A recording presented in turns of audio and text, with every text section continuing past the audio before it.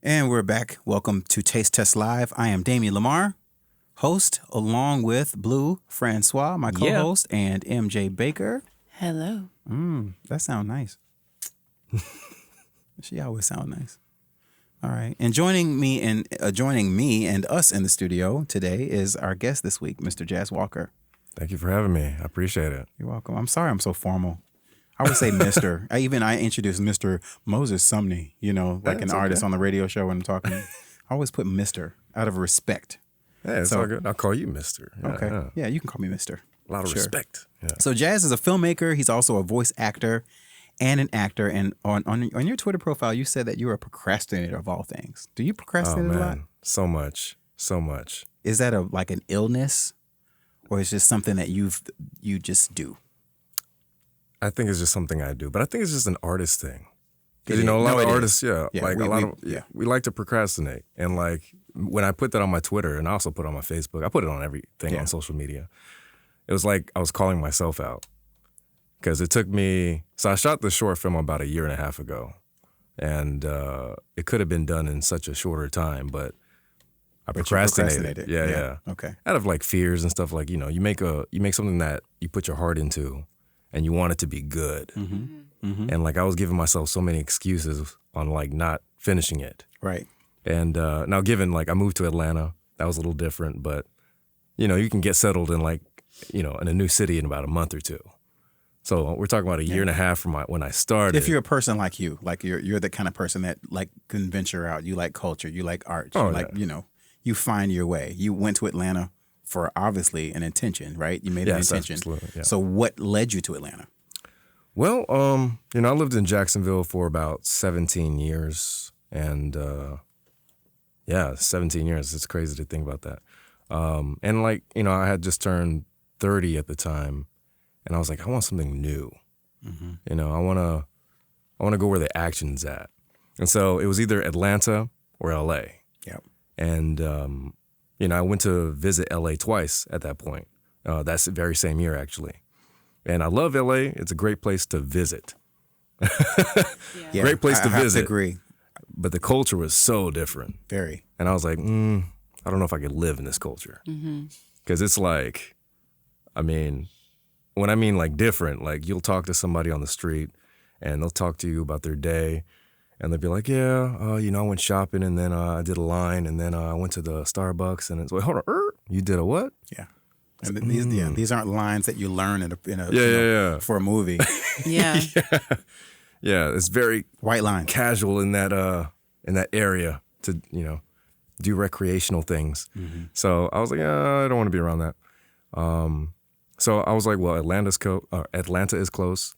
I can always come back and visit my family, which, currently I've, visiting my family right now.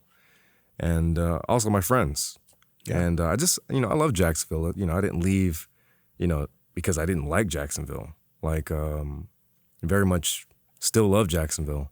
But I just wanted to be closer to the action of like films, entertainment, art, everything. And plus it was kind of my first time like really living a little bit further than what I'm used to. So like I've been to all different kind of places in the world. Like I've lived in Japan, Korea. I was born in Korea, Spain, all, credit to my father. My father was in the military, Air Force. Okay. And I've been all those places, but it was with my family. So this was the first time I was actually like away from my family. Yeah. Like I went to college, in Orlando, but that was like Orlando's down the street. Right. Yeah. The culture Orlando's is very much the west similar. side. Right. It's more like the south side. Yeah, more like south side. You're right. Yeah. So, I was always somewhat close, but Atlanta was just a little bit further. And, I was, raised in the South mostly. And, Atlanta, still has that South presence, even though they're starting to become a melting pot of all different kind of people, right? Which is great. So it was just close. And, when I first moved over there, actually before I moved over there, I started doing some background work on Bad Boys 3. Oh, yeah, I recall seeing those pictures. I think you were a police officer at one point. Yeah, I was a police officer in their unit. So I was a reoccurring police officer.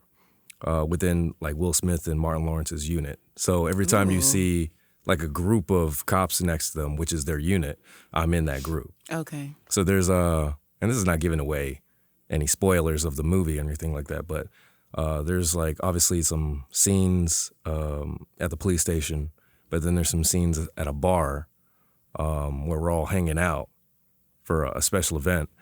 And like a special event. Because I don't want to give away what's going on. But, you know, that was just great. Like before like moving to Atlanta and just experiencing that moment, meeting Will Smith, Martin Lawrence, you know, and there were some other celebrities there too. And then, you know, the big thing that I was very inspired by was Jerry Bruckheimer, which is an executive producer, like legendary. Yeah, yeah. And there was just one time he was on set, just walking around looking. He had a camera in his hand like he was a paparazzi. I was like, that's the man right there. That's the guy that greenlit this whole thing. Yeah. And he's just walking around just casually, just taking pictures for his own collection, you know? And that was just, I was like, wow. And it made the dream of becoming a successful artist, and I don't want to be vague with that word, but, you know, I guess depending on the person, whatever success means to you as an artist. Right. I would say like mega success, you know, like Will Smith and, you know, that kind of thing. Just seeing that these are just regular people who just are just happy with doing what they do. Yeah. It made it feel more real. And it's like, okay, if he could do that, I have a chance, you know? Yeah. And that was your first real movie being involved in a movie. Yeah, there was. Yeah. And after how long after you had moved to Atlanta? It actually happened before I moved to Atlanta. Really? Yeah. It was weird, like how I got the gig. Like my friend. So first thing was when I first heard Bad Boys was in production, I was so excited because that's like one of my favorite franchises ever. Mm-hmm.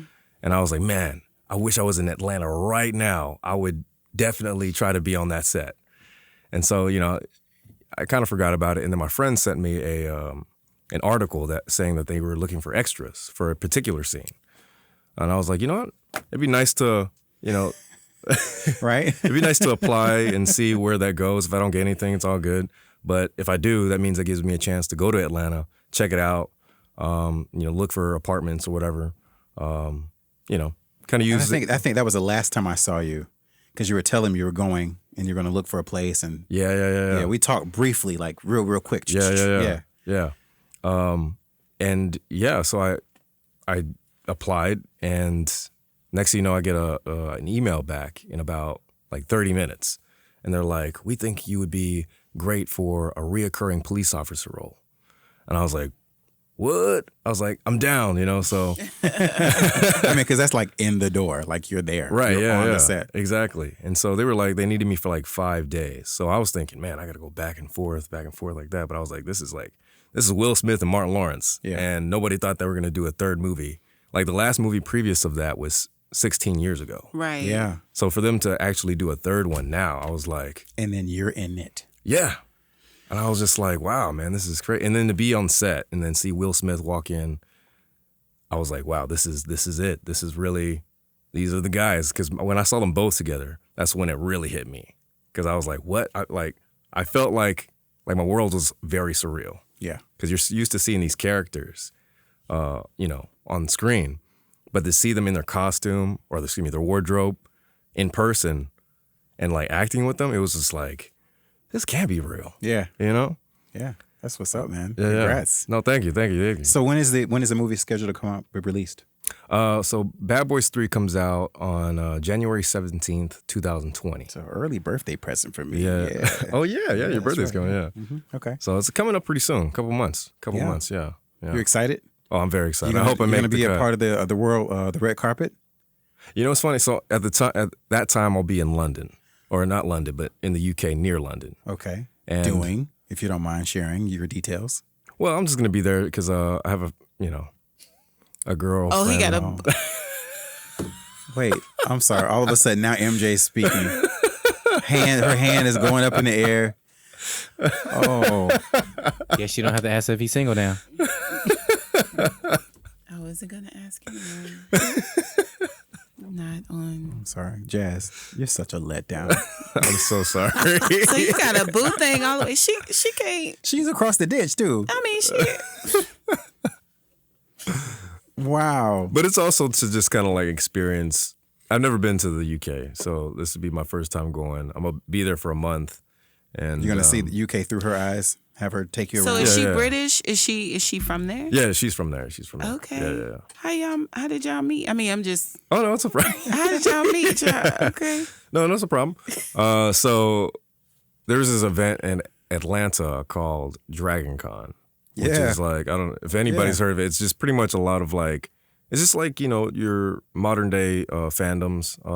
You got like Star Wars, Star Trek people, just like movies, media, just anything like that has some kind of fandom towards it. Mm-hmm. That's what it's, entirely about. Everyone's in costume. Everybody. There's even some celebrities that go out there. And, like T-Pain, he was out there this year. Really? And he dressed up as a Tekken character.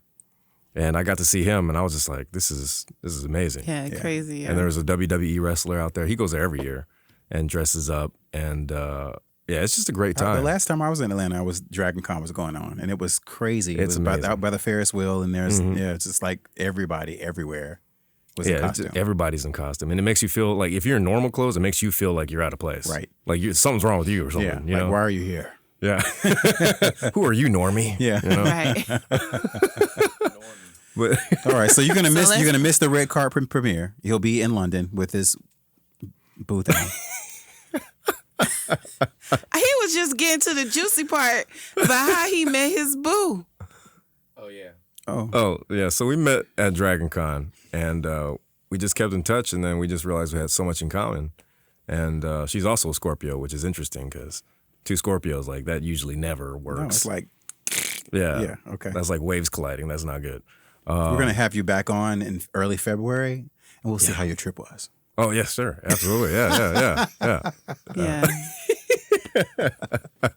Love to hear about that. Oh my goodness! So- you did take the little shade coming from MJbaker. No, It's okay. there's no shade. There's no shade. This is all in fun. Oh, no, absolutely. you know, Absolutely. No, I understand. Although you're still very smiling. beautiful. No. Yeah, but I do hope to go to the UK premiere of Bad Boys 3. Yeah. So that's in the plans, and hopefully I make the cuts. I mean, there's like 3-4 scenes I'm in, where, in my opinion, knowing, with my background in filmmaking, I know they had some pretty good shots of me where it's impossible for them to take me out. Right. And I'm not in there by myself. Like, there's other people, but I'm pretty sure that I'm gonna make the cut. Like, I made the trailer. I mean, I was in the background, like, right in the background. But you were there. But I was there. Yeah. Now, do you like so with your parents? Yeah. Your dad being in the military.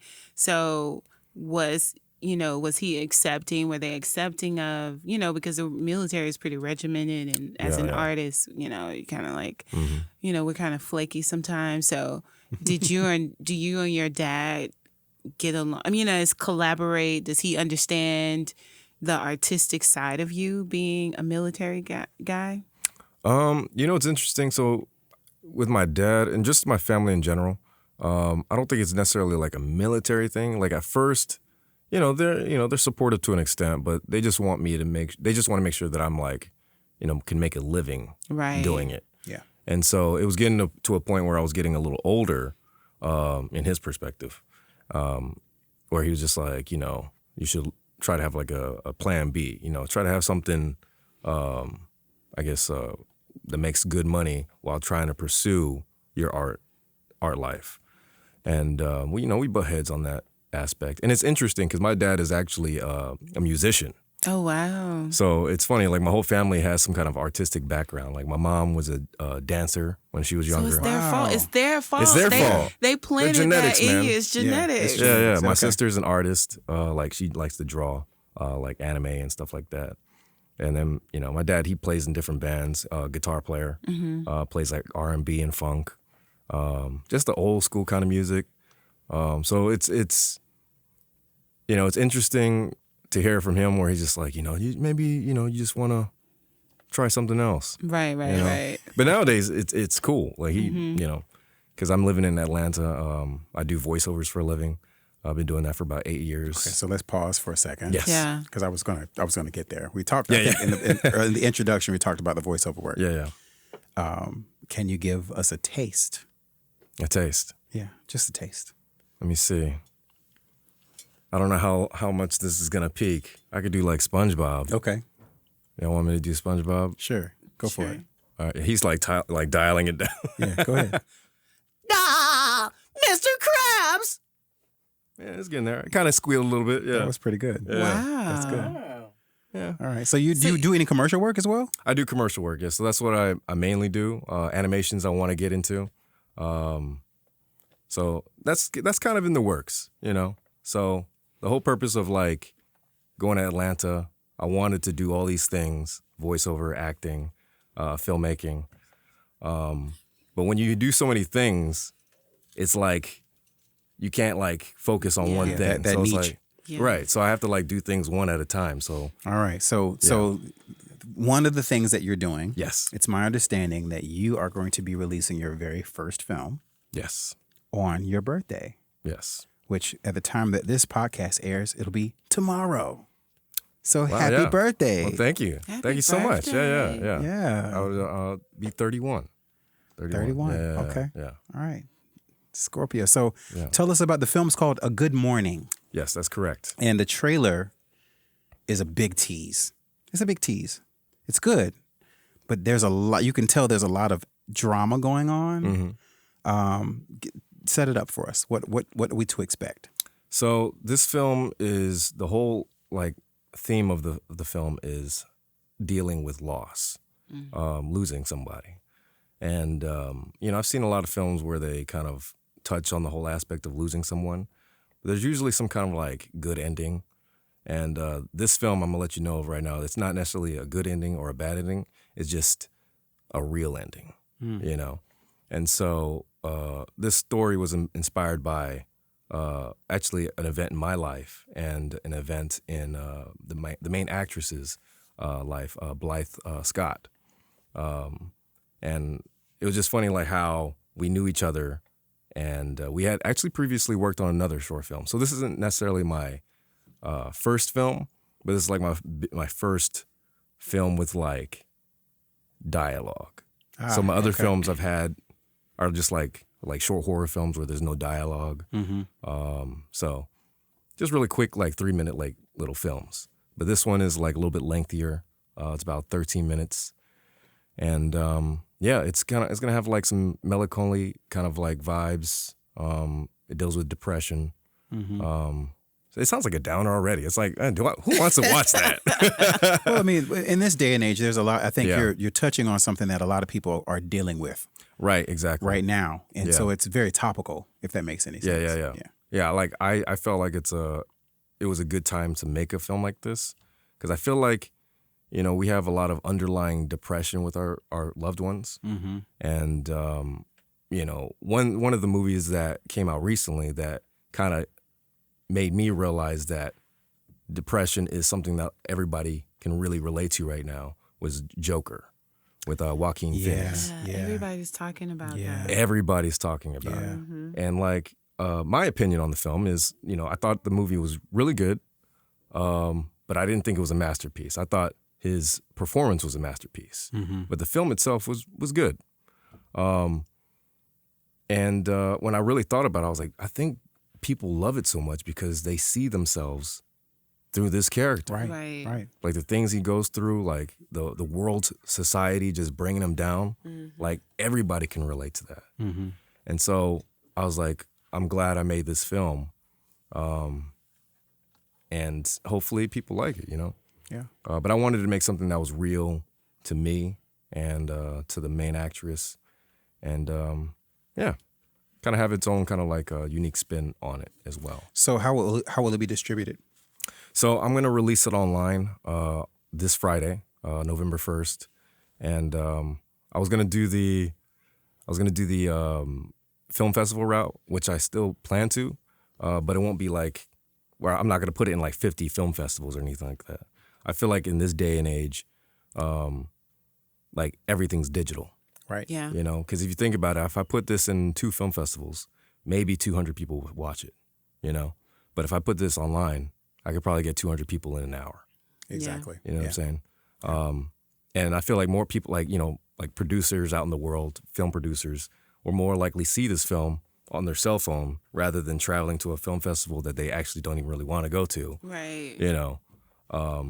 So it's just like, I just think about those things. Like we live in a very, we got to get things done quick, got to see things done quick kind of age. So it's going to have a definitely big online presence, but a very limited like film festival route, you know? Because I've always wanted to do a film festival, so I can't just not do a film festival. Right. Yeah. Yeah. And unfortunately, I'm missing the Jacksonville Film Festival, November 14th. I tried to get that done, but I just couldn't get the film done in time. Yeah, wasn't You'll in the be in cards. Lincoln with your boo? Not then. That's in 2020. Wow. So, question for you. Yes. I was looking at the trailer. So, did you choose different people to shoot it? Did you direct it? Did you do any shooting yourself? Actually, I shot everything, directed everything, I wrote, and I edited everything. And that's not to like be arrogant Wow. about it. It's You use just, different cameras? For this, I just shot with the same camera. Okay. Yeah. Okay. Gotcha. Yeah. Gotcha. Yeah, my theory is like I just want to. If I want to make a movie, I just want to make a movie. I don't want to like try to wait on people or try to, you know, convince people to help me out. Did you have a team with like lighting, somebody holding like reflectors, or you just shot it like natural light? I typically like to use a lot of natural light. And like good. sometimes I'll like Yeah, curb the light. I'll use like a whiteboard to kind of you know, give a little something to the So face. you was holding the board and shooting at the same time? No, I had some of the actors help out too. You know? very low budget. Very low budget. Very low budget. Well, That's impressive, though. It's impressive. MJ, if you need some help with scoring your next movie, Yeah, MJ, yeah. she's very good with scoring music. Oh, really? Awesome. Absolutely. I'm a singer-songwriter. But so have you seen the movie Dolomite on Netflix I've seen, yet? you know, it's interesting. I was just with my dad earlier today, and he was laughing so hard. And I was like, why is he laughing? I went into his room, and he was watching Dolomite. Yeah. And I It's watched good. like the last 15 minutes of it, and it's amazing. Just It that is a 15 minutes. Yeah, and I watched it, Mm-hmm. and I feel like every artist should watch it because it's more than just a comedy, Well said. but the story, Yeah. like. And when you said you shot everything, you did this Mm-hmm. and that. I mean, his background is he didn't do everything, but he hustled. You know, I hustled, mean, in a good way. Like he risked everything. Yep. Yeah, his journey was just crazy. Yeah, it was a crazy journey, and just to be able to, I think everybody should watch it and different because it was very encouraging. Yeah. You know, just how Except when, you know, he's got all this crew and they're rehearsing and doing choreography in the background. The guy's like, you know, we have no more film. So, you know, if there's no film, there's no movie. right. It's kind of disheartening when you're working really hard and all of a sudden there's no film. You got to raise more money or find another investor to help you finish what you started. Right. And I think that's what's amazing about Dolomite is like, you know, just like not the movie itself, but the actual true story of Dolomite. Correct. At Yeah. that time, like Yeah. getting money to buy film and to get like people to help you, like to me, like this day and age, like no modern day filmmaker should have an excuse not to make a movie. Exactly. Yeah. None. Yeah. Yeah. Because I mean, just to I think we all can attest to the fact that we've all had to kind of charge a little extra on the credit card just to get something out or get something released, and it's kind of like what he did. He he sold the rights to his songs, to his albums to get a movie done. So it's just I love the story of the sacrifice and stuff. So that's why I asked you, because he I will did be a lot. finished. I will be like watching that whole movie pretty soon. I didn't even know it's out till my dad was like cackling all over the house just earlier today. Yeah. It's really good. Yeah. I enjoyed it. I watched it over the weekend. Oh man, I gotta check it out. It's Eddie Murphy. I can't ignore that on Netflix. Yeah. Yeah. So your hopes obviously is to distribute this online. Yeah. We're hoping for wide distribution, like Yeah. far and wide. Yeah. You'll be going and doing some press, hopefully in London during the time that the Bad hope Boys so. film comes out. Yeah. Yeah. Okay. And what's next? So I'm working on. So I'm writing and rewriting I guess you could say a boxing drama, and it's about this boxer. Not to give away too much, but it's about it kind of touches on depression again, but in a little bit more of a identity kind of aspect, and it also touches on toxic masculinity, and it's gonna be a very different kind of boxing film. Like you see a lot of boxing films, like you see Creed, and it's about like the heart. You know, got to have heart to continue, like Rocky and stuff like that. And, you know, you see a lot of boxing movies like that where it's about heart. And, you know, I wanted to highlight the taboo of like sports in general when it comes to depression, especially amongst men. Men typically, we want to be secretive about our depression. We don't want to talk to everybody and be like, you know, I'm feeling terrible. Or just secretive about mental health in general. Right, exactly, in general. You know, in sports, it's like, oh, you got to be tough, you know. Can't talk about it. Just get over it, you know. And that's a very, in my opinion, very unhealthy way to deal with it.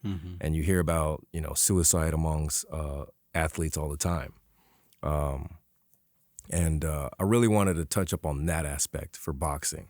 And I know when I talk about mental health with boxing, like when I tell people about the film, they're like, oh, it's like head injury. I was like, no.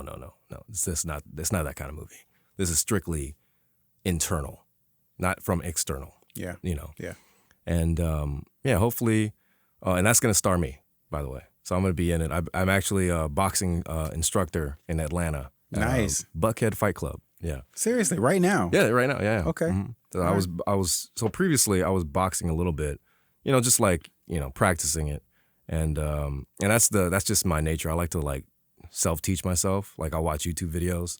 And, you know, went to Atlanta. I was like, you know, I kind of want to go to a boxing gym and, you know, really, really learn. Because at that time I was getting really intrigued with boxing. And, you know, when we think of boxing, we think like it's just people trying to bash each other's brains in or anything or something like that. But it's really like a game of chess. It's very much mental than it is physical. And so, and that's, you know, that the short film that I'm trying to produce based on boxing is actually based on this heavyweight boxer named Tyson Fury, who fought a boxer named Deontay Wilder. And I don't want to go into his story too much, but pretty much he was on top of the world. You know, he had money, he had a wife, kids, and he was a champion. And then, you know, when he became a champion, his whole goal in life was to beat this particular champion boxer. And when he beat him, it was like, what do I do next? And when he had that question pop up in his mind, it was like he didn't know what to do next. And so he went into this depression. He retired from boxing, suffered for like 2-3 years, was on drugs, never did drugs before that. Wow. And almost committed suicide. And that's when Deontay Wilder was saying on social media, like, oh, he's a bum. You know, if he came back, I'd beat him. And that's what sparked him. He was like, what? Who's this guy? Like, this guy just come out of nowhere. Yeah. You know, and that's, you know, that was the story, and that's how he came out of it. But I thought that was interesting because this guy had everything. And so I really was listening to his story, and all I could think of was he didn't know who he was. Wow. He had an image of who he was until he, you know, and when he got to it, he didn't know where to go from there. Right. And that's what I think got him into his depression. And I was like, you know what? That's what I want the film to be about: identity. Yeah. Like having somebody, and I have this like this phrase that I came up with for the film to kind of be like a theme, and it goes like this: just because you're good at something doesn't define who you are. If that makes any sense. So this guy is a boxer; he's great at boxing, absolutely. But it doesn't define who he is. Right. You know, and that's the whole core of the film. That's good stuff. Yeah. That's really good. And, you know, and I can say something that I learned a while ago is that our giftings and our abilities are not who we are. They are just products. Yeah. They're just symptoms of who, you know what I mean? It's just something that was extended to us. You know, it's an extension of who we are, but it's not who we are. Yeah, like absolutely. Foundationally. And, you know, you're right. Sometimes that's why when people, you know, maybe, you know how they say, you know, when a door closes, a window opens. Mm-hmm. And sometimes we miss the window because we're so caught up on the door because we thought, whatever's behind that door is who I am. But really, it was just maybe just an area, and then we're shifting to another. Right. You know, so I think that's really cool. Can't wait to watch it. Yeah. Thank you. When it's done. That was going to be tough because I have to not be the cameraman for once. Right. It's like, who's going to hold the camera now? But you'll be directing that one too, right? Yeah, I'll be directing it. Yeah. So I'll be directing it, starring in it, and, occasionally working the camera when it's not on me, and then editing it. So hopefully I can get that done before I go to London, film the film before I go to London. So when I'm in London, I can just edit it. Edit the movie. Working on it. Yeah. So that's the hope. Yeah. So when you get bored with editing, you can okay, let's go play at London. Yeah. Let's go to the. Let's go see Big Ben. Rub it in. Yeah. All I do is I just looked at her and she was like. It's fine. Jazz is such a fine. letdown.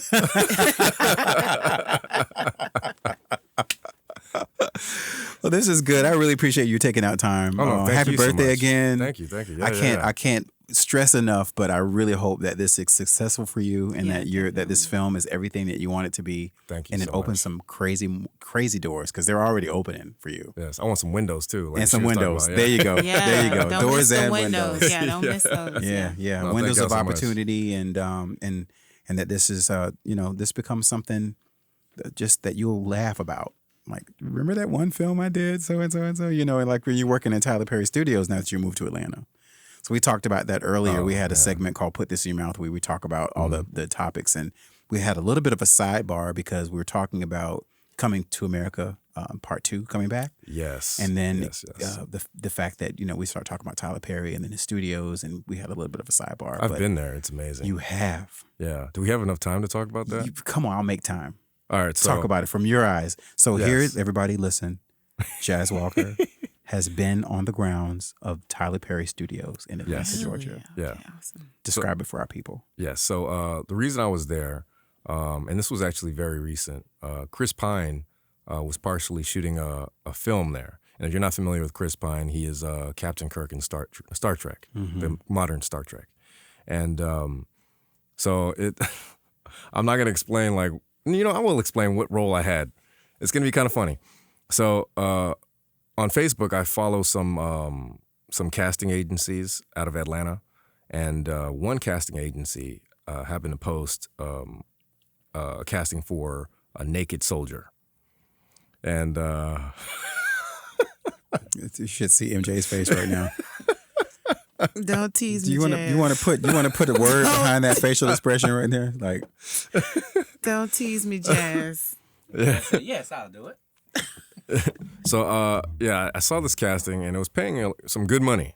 And so when I saw it, it was posted like 3 hours beforehand. And so the money you don't often see with those kind of castings. Not just like being naked, but just like background work. So it's technically a background extra role, but it was, you're naked, so you get more money. And I was like, oh, I'm probably not going to get this. Kind of like how I felt for like Bad Boys. I was like, oh, probably not going to get this. And so they were just looking for like a headshot and somebody that's fit. And so I was like, all right, I'm a little fit right now. So I was just a little fit. And so, so I sent them my headshot, gave them my measurements as far as like height, how much I weighed, that kind of stuff, typical casting information. And so like an hour later, I get an email, and we're going back and forth, and they're like, do you have any pictures of like your back, abs or whatever? Like they just want like to see certain things. And then they were just like, well, you need a shot of your backside. I was like, oh, I already sent a picture of my back. It's like, no, we want to see your backside. If, the butt. Right. So, so I had to kind of Instagram it a little bit, make it look. Instagram it. He Instagrammed his butt. Yeah. Right. Well, because they had told me like it was down to me and this other guy. And this other guy had like a cover spread from a magazine. And I was like, oh, I can't compete with that. And so I was like, I got to Instagram it. I got to, I gotta get them angles. That's what it was. Had to get them angles, and so lighting, right? Yeah. So I sent it to them, and about 3 hours later, I was thinking, okay, I probably don't got this, and they emailed me and they're like, "You got it." And then we talked on the phone, and they sent me like, I guess, the information of what was going on with the scene and stuff. And it was pretty much just like, well, not to go too forward, but we're gonna go forward in time, and it was like a day or two later. I was on set, but before then, I went to Tyler Perry Studios, and that day, I didn't realize 2 days before that, they had the grand opening of Tyler Perry Studios, where Will Smith, everybody, Oprah. So 2 days before you went, right? You didn't know that the opening, and it was all didn't over the news. a It was all. I found out that day. I was like, "What?" And I could have been here. Yeah. And it was just crazy because I'm looking around and everything's like, I wouldn't say everything's empty, but it looked brand new. But when you look at the pictures of like the grand opening, there's like, fireworks, and there's like a whole bunch of people. There's like a whole bunch of trucks and cars, and it would just look flooded of like everything, media. So it just blew my mind. That was just 2 days prior. And so I go to the scene, or I go to the lot, and I see like the Will Smith soundstage, Oprah Winfrey, Sidney Poitier.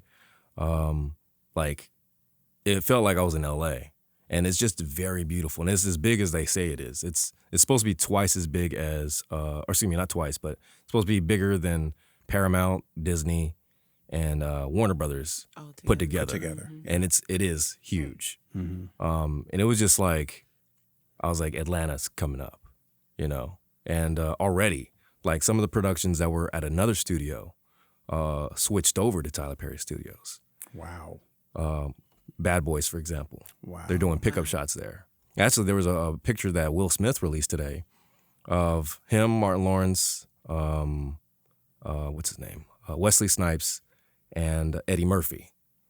Just released that earlier because Coming to America is also filming at Tyler Perry Studios. Mm-hmm. So it was just like they came together and took this photo, and I was like, my God, this is in Atlanta.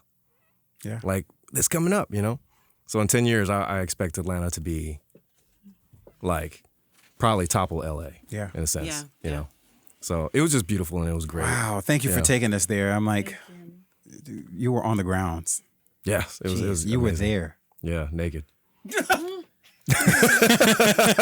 Jazz, you keep saying that, and yet you're going to see your boo in London.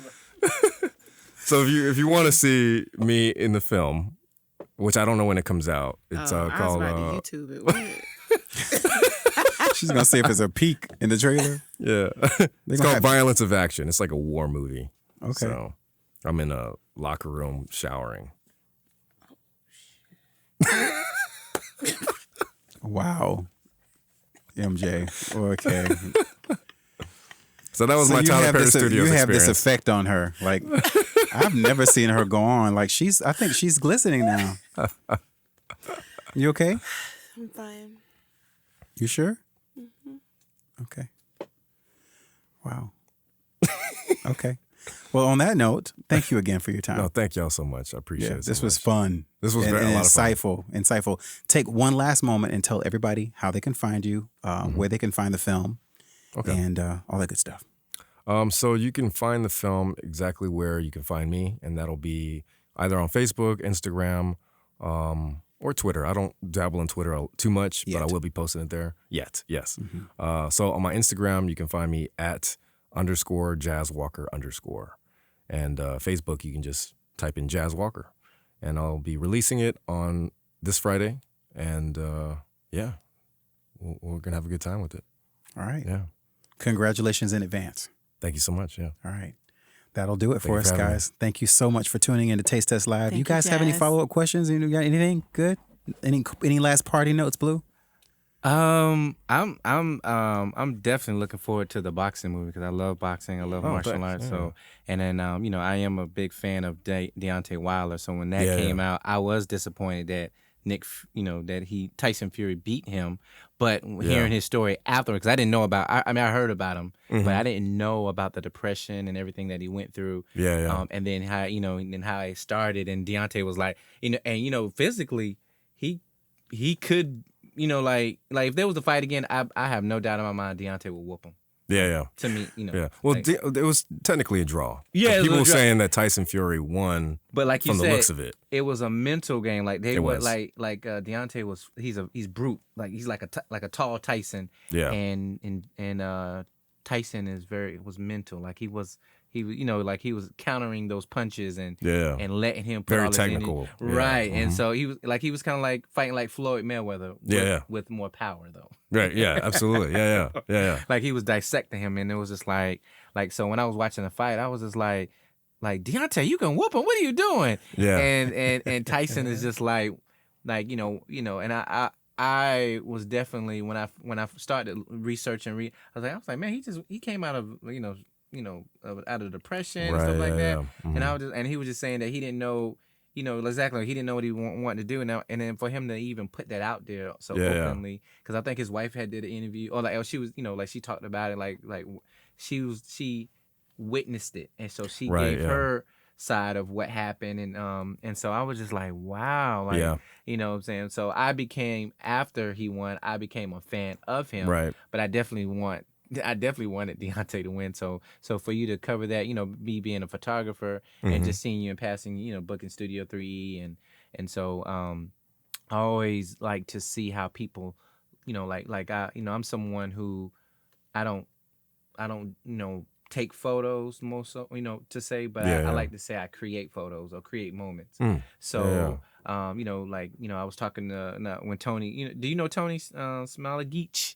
I know of him. I have not met him though. Yeah, we had a conversation and we was talking about that. Like he was just saying that he creates moments, and we don't just take the photos. It's like it's something we create and we give it back to the to the people who hire us. And so for I like you that. to that's pretty cool. For you to have like that insight on targeting toxic masculinity, because that's something that I went through when I was growing up.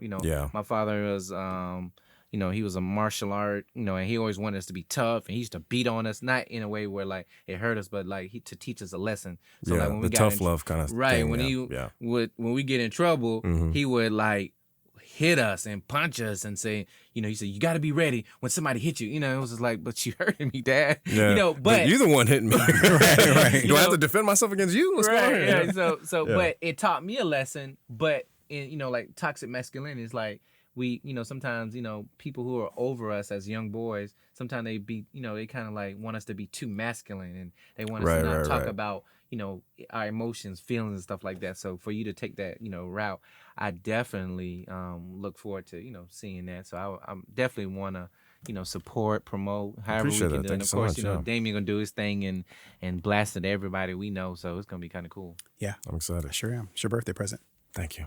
I appreciate that. Happy birthday, Jazz Walker. Thank you so much. Thank you. This was good. All right. Thank you again.